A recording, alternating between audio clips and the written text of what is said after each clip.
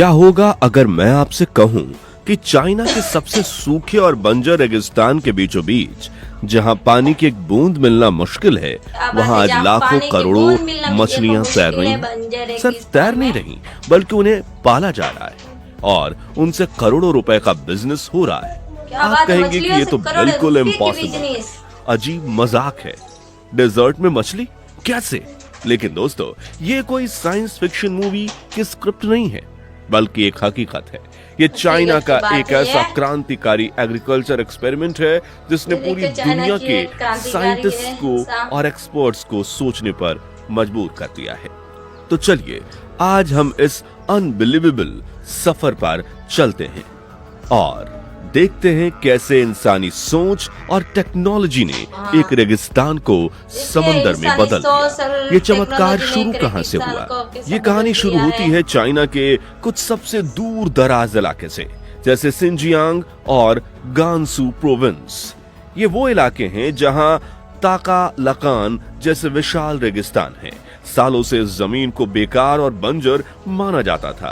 यहाँ ना फसल उगती थी, ना ही कोई रहना पसंद करता था।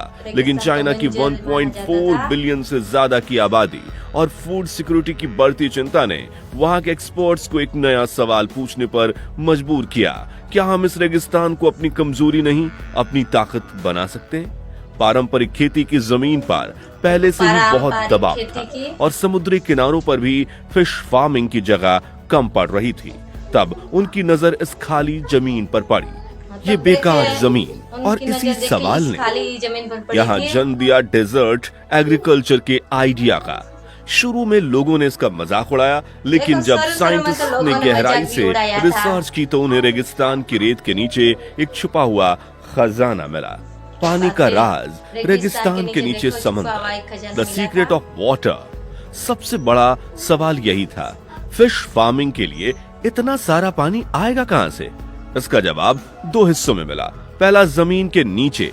जियोलॉजिकल सर्वेज में पता चला कि रेगिस्तान के नीचे जमीन में खारे पानी का एक बहुत बड़ा भंडार है।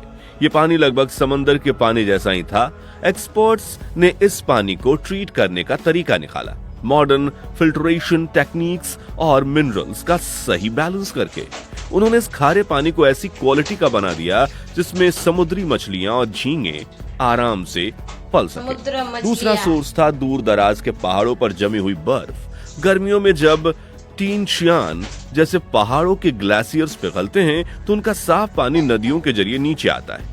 इस साफ पानी को सैकड़ों किलोमीटर लंबी पाइपलाइंस और चैनल्स के नेटवर्क्स के थ्रू इन फिश फार्म्स तक लाया गया और इस मीठे पानी का डबल फायदा हुआ।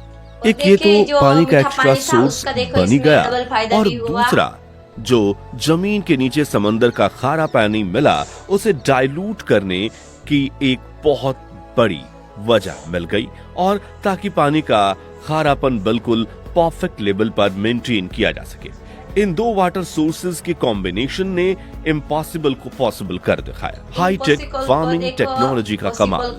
सिर्फ पानी मिल जाना काफी नहीं था। डेजर्ट के एक्सट्रीम मौसम से बचने और पानी को बचाने के लिए इन फार्म्स को बेहद हाई टेक बनाया गया। यहाँ एक खास टेक्नोलॉजी का इस्तेमाल होता है जिसे कहते हैं RAS, रिसर्कुलेटिंग एक्वाकल्चर सिस्टम।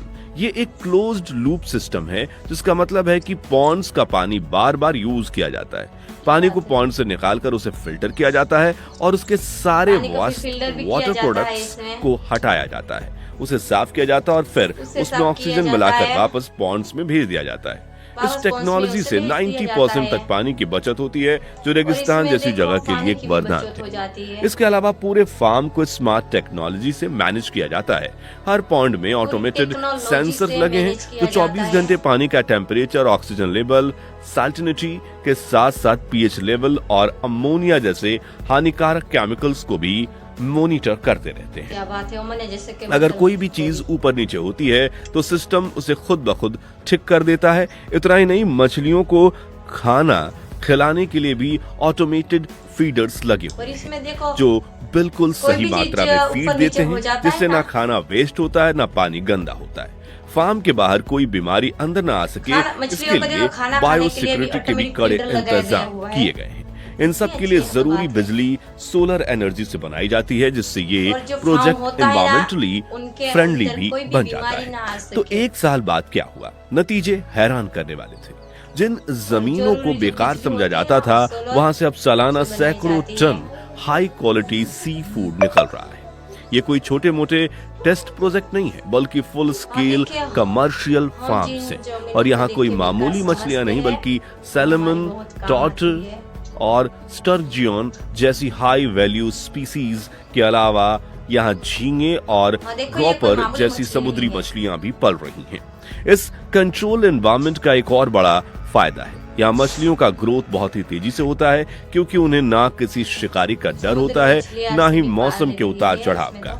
इससे कम समय में ज्यादा पैदावार मिलती है। कुछ फार्म्स तो एक सीजन में 300 टन तक सैल्मन प्रोड्यूस कर रहे हैं, और इससे वहां की इकोनॉमी को बहुत बूस्ट मिला है।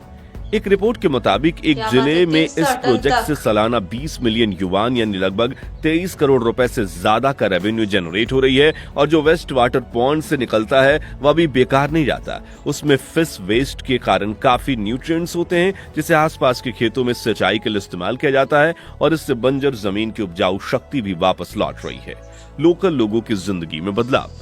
इस प्रोजेक्ट का पूरा बहुत बड़ा पॉजिटिव इम्पैक्ट वहां के लोगों पर पड़ा है।